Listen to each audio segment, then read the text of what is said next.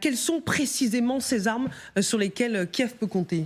Eh bien, dans un premier temps, vous avez le F-16. Ça commence avec cet avion de chasse le plus vendu de la planète depuis sa mise en service aux États-Unis dans l'US Air Force en 1978. Il a été déployé dans la plupart des grands conflits. Il a été conçu pour du combat à courte distance. Sa longueur est de plus de 14 mètres. Il possède une envergure de près de 10 mètres, un poids de 9,2 tonnes, extrêmement léger aussi.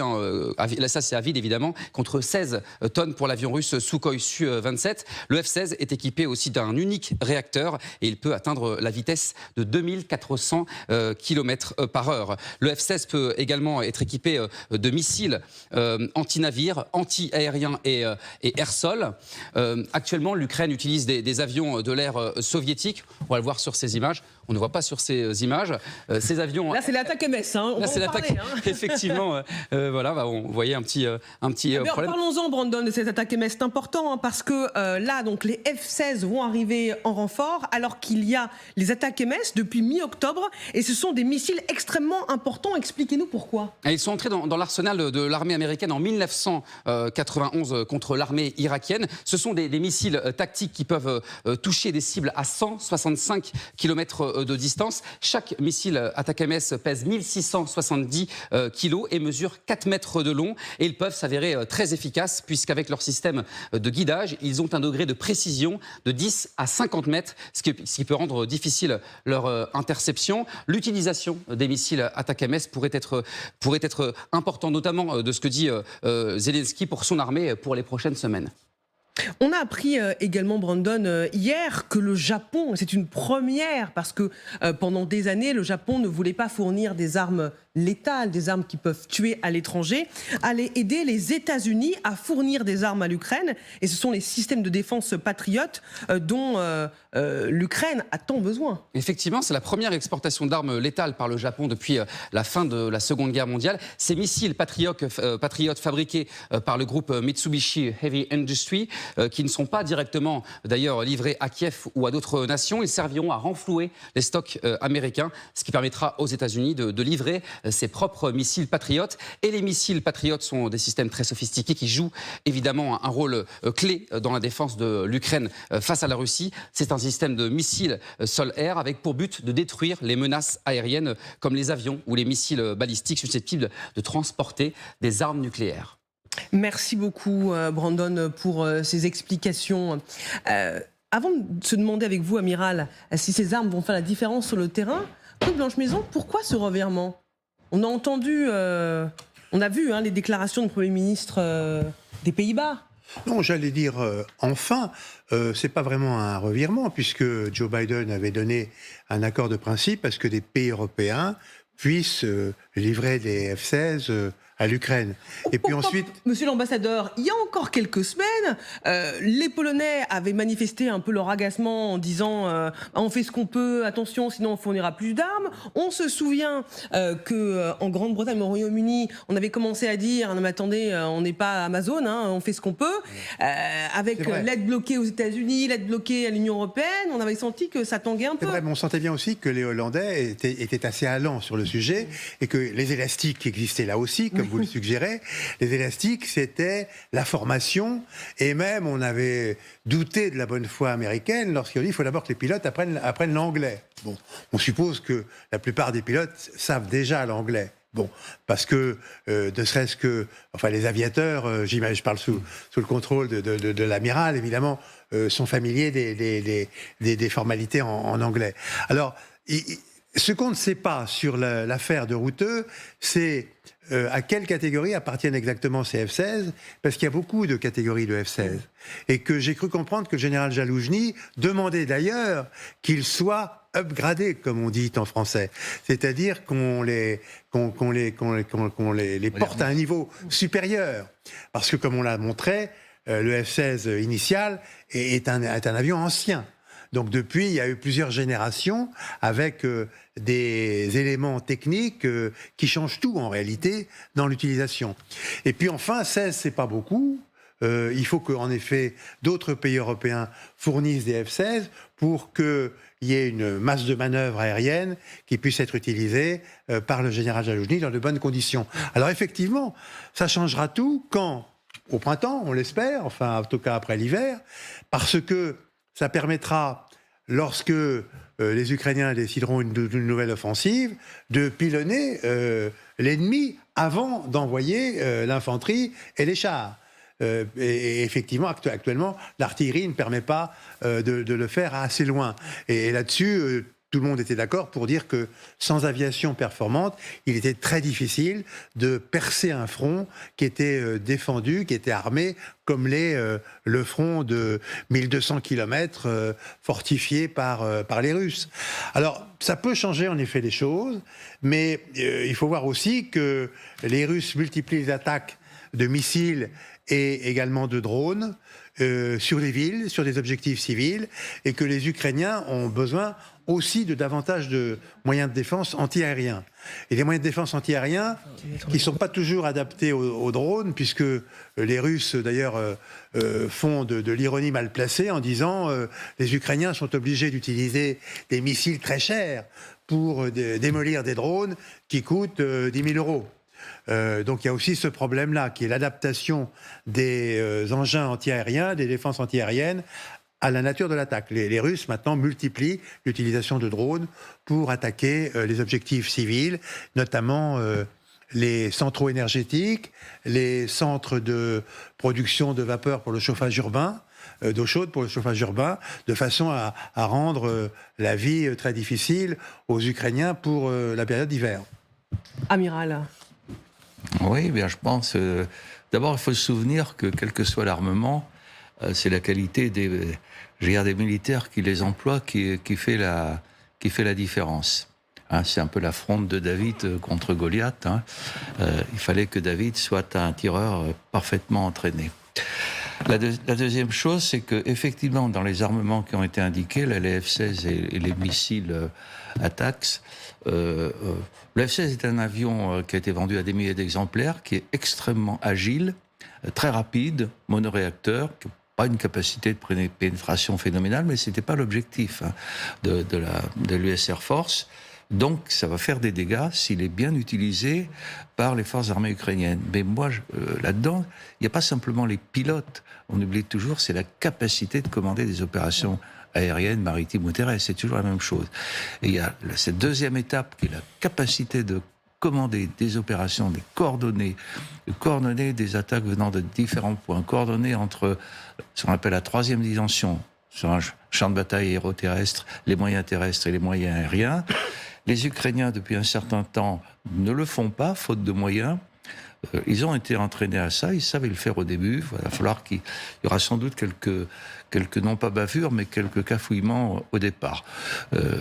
Voilà. Le reste, ça ne va pas être quelque chose qui va changer la surface des choses. En revanche, au plan moral, pour les troupes ukrainiennes, savoir que désormais, il y a une sorte de parapluie qui peut attaquer dans la profondeur et puis les défendre, c'est important. On a mis en balance deux choses, les Patriotes qui sont des missiles de défense et les F-16 qui sont des avions d'attaque avec leurs missiles. Je crois que c'est un point important. Et dernier point, l'ambassadeur l'a souligné, 5 lignes de défense, 1200 km de front. Là, c'est 150 avions de bombardiers pour creuser quelque chose. C'est pas 15. Hein. Là, il faut avoir les chiffres en tête. Hein. Donc, psychologiquement très important, sans doute des résultats sur le terrain, tactiques. Je ne crois pas encore à un basculement stratégique. Et encore faut-il que les Ukrainiens, à la fois les pilotes soient entraînés, mais que leur capacité de commandement, qui doit rester ukrainienne et non pas être... Ils vont certainement profiter des renseignements de l'OTAN. Mais la capacité de les commander, c'est aussi important. Il y a plein de facteurs. Vous savez, on ne forme pas une armée de l'air ou une marine ou une armée de terre en 5 minutes. Hein. Parfois, c'est 30 ans. Je rappelle toujours qu'il faut... On comprend bien. Non, je rappelle toujours, moi qui ai commandé un porte-avions, c'est 30 ans. Pour commander un porte-avions et faire un équipage. Pour ça que les Russes n'ont jamais réussi à avoir de porte-avions opérationnels. Commander un sous-marin nucléaire, lanceur d'engins, une centrale nucléaire, des missiles nucléaires, c'est entre 25 et 30 ans pour faire un équipage, qui a 27 ans de moyenne âge en plus. Donc il faut... C'est la durée. On ne prend pas un fusil, on ne part pas au combat pour abattre l'adversaire comme ça. Il faut avoir toujours cette échelle de temps en tête. Mariana, est-ce que ça redonne espoir maintenant aux Ukrainiens qui traversent une phase compliquée d'avoir le soutien accéléré en armes de l'Occident? Oui, d'ailleurs, avant de revenir à cette excellente nouvelle, j'aurais voulu juste rajouter votre titre précédent sur les alliés qui montent un peu... Oui, qui sortent l'artillerie lourde, c'était le bloc. L'artillerie lourde, parce qu'on a oublié de mentionner qu'il y a également une dizaine de jours, la Grande-Bretagne et la Norvège ont signé aussi une sorte d'alliance maritime pour l'Ukraine pour un programme de partenariat et qui va s'étaler sur 10 ans, donc qui va prévoir déjà un don assez rapide, sans qu'on précise ce que cela puisse vouloir dire, de quelques dizaines de navires à l'Ukraine. Mais enfin, il s'agit de petits patrouilleurs. Il ne s'agit pas tout de suite. Après, il y a aussi des questions techniques. Mais aussi l'entraînement de la marine ukrainienne, comme la Grande-Bretagne le faisait par ailleurs avant la grande invasion, parce qu'il se trouve qu'avant la grande invasion, l'Ukraine avait acheté quelques navires à la Grande-Bretagne. Donc, c'est un partenariat qui se développe, qui prend de plus en plus forme, mais ce qui redonne l'espoir aussi, c'est un peu la finalité de cette alliance, c'est pour que les Ukrainiens puissent un jour, progressivement, prendre le contrôle de leurs propres eaux territoriales et de la mer Noire. Et donc, tout cela, conjointement, c'est bien entendu, sont des très bonnes nouvelles qui sont entendues par les Ukrainiens depuis très longtemps, parce que les F-16, c'est quand même tout un symbole. Les avions tout court, hein, c'était quelque chose que les Ukrainiens demandaient dès le début, parce que l'Ukraine, elle possédait au début de l'invasion une petite aviation quand même, une petite armée de l'air. Cette armée de l'air était extrêmement importante quand même pour freiner l'invasion russe, pour protéger également les villes ukrainiennes d'une certaine manière. Donc en fait, c'est tout un symbole pour les Ukrainiens, ça donne beaucoup d'espoir aux Ukrainiens, et je pense que sur le champ de bataille, ça peut faire la différence, mais c'est là où nous revenons vers toujours la même chose, c'est comme pour les canons, si vous voulez. Hein. Les avions, c'est très bien, il faut aussi pouvoir avoir des munitions pour que ces avions puissent tirer. Et ça sera pareil que pour les canons, pour les avions et que pour les navires. Nous revenons toujours à la question vraiment brûlante de munitions, et du fait que l'Occident ne produit tout simplement pas assez de ces munitions. Lucas Manger. Non, mais je crois que c'est ce symbole qui est le plus important. Parce que j'ajoute aux difficultés que pointait l'amiral, si j'ai bien compris, le F-16 nécessite pas mal de maintenance. Et l'une des conditions aussi de pouvoir bien utiliser les F-16, c'est de pouvoir avoir des sortes de hangars qui permettent de maintenir ces avions en état de marche. C'est évidemment des outils technologiques absolument de très haut niveau, mais qui, comme tout ce type d'outils, c'est pas des 4x4, quoi. C'est des avions qui nécessitent énormément d'entretien, de maintenance, de précision. Et donc, pour pouvoir les utiliser à 100%, on espère, de leur capacité, il va falloir que l'armée ukrainienne apprenne aussi à toute la partie maintenance qui, semble-t-il, est aussi compliqué quasiment que de les piloter. C'est-à-dire que ça nécessite en tout cas un engagement et un apprentissage de la part de l'armée ukrainienne, de l'armée de l'air ukrainienne, avec ces nouveaux outils. Au-delà de ces aspects techniques, c'est un symbole extrêmement important pour les Ukrainiens que Mariana vient de décrire très bien. Et on verra si c'est un tournant, et seuls les prochains mois pourront le dire. Mais en tout cas, c'est un tournant symbolique qui ne peut être perçu que comme quelque chose d'important pour les Ukrainiens, mais aussi de ce côté-ci de l'Europe, de se dire voilà, que les Néerlandais livrent ces avions, de dire que l'Europe ne lâche pas les Ukrainiens, continue, alors qu'on est dans cette période de doute, d'instabilité, de fragilité d'une certaine manière de l'Ukraine, que ce soit d'un point de vue politique ou militaire. Je pense que c'est un symbole qui est très important pour les Ukrainiens et pour les Européens. On parlait des Pays-Bas, mais la Pologne a aussi réaffirmé son soutien à l'Ukraine. Écoutez ce qu'a dit hier, donc il y a quelques heures seulement, le ministre polonais des Affaires étrangères. En tant qu'économie, l'Occident, l'Union européenne et les États-Unis réunis sont 20 fois plus riches que la Russie. Mais la Russie a fait passer son économie en mode guerre. Ces usines ne travaillent pas 8 heures par jour, mais beaucoup plus. Et nous ne pouvons pas permettre à la Russie de produire davantage sur la base d'une économie beaucoup plus petite. Car les guerres ne se gagnent pas par des affrontements tactiques. Elles se gagnent par la production. Si l'Occident se mobilise, je n'ai aucun doute sur l'identité du vainqueur. Mais il doit enfin commencer à se mobiliser. C'est le réveil occidental? Je ne sais pas. En tout cas, du côté des Polonais, il y a un problème à régler qui est celui du blocage des camions de céréales. Et apparemment, le changement de gouvernement en Pologne permet, c'était le premier voyage du ministre des Affaires étrangères polonais, d'aller en Ukraine pour négocier. Et apparemment, les barrages commencent un peu à se lever à la frontière parce que c'est un contentieux. On a dit que c'était lié évidemment à la campagne électorale en Pologne. Le gouvernement a changé, mais le problème demeure pour les agriculteurs ukrainiens qui trouvent que la concurrence que la concurrence ukrainienne est quand même trop forte. Donc c'est un premier gros sujet à régler entre les pays, c'est extrêmement important. Ce serait un signe positif qui s'ajouterait, si effectivement le contentieux est réglé, aux autres signes.